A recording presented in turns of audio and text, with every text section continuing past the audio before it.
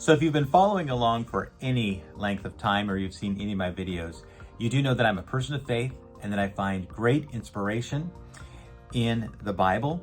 And this morning, as I was reading the Bible, I was reading about this event in the Old Testament, and it's in 2 Kings chapter 3. And it encouraged me greatly, but it also was a reminder of the work that I must do in order to exercise the faith that I want to have.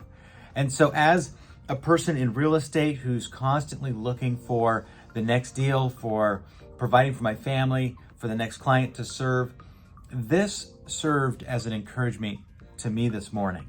And I hope it's an encouragement to you as well.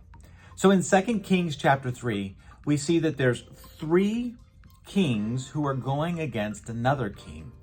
And they rally their armies and they travel over to this other kingdom to attack it. And they go for 7 days without water. And so now they're at the end of a week. They've got no water for their army or for their cattle. And when you're in the desert, that means death. And so here they are at death's door, and they call out to God. And Elisha the prophet comes, and he says this simple command: make the valleys full of trenches. Make the valley full of trenches. So here they are in the desert, and they're asked to dig a trench.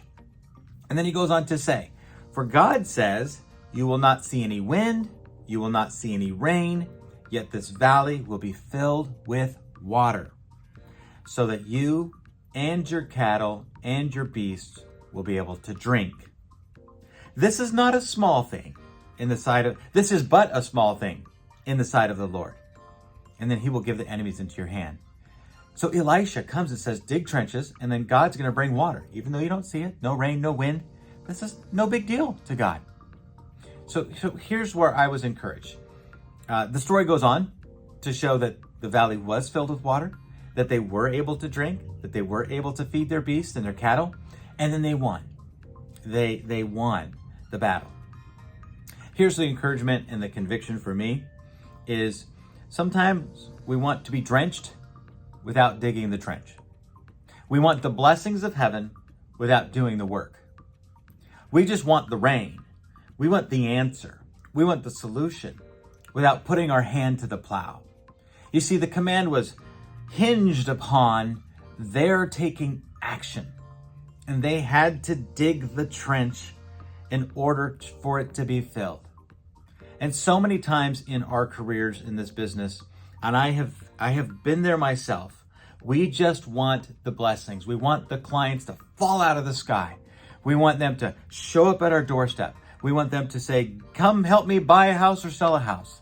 And we just expect that that's what is going to happen without doing the work. Our challenge is that as we believe that there's a God who watches over us and takes care of us, our challenge is to continue to work even when it seems like there's no solution coming. They were in the desert. They were thirsty. They were on death's doorstep. And yet God called them to do more work before he delivered. So where are you at today? What is God calling you to do today? Are you just asking for the drenching, the pouring out of his blessing? Or are you willing to go dig the trenching?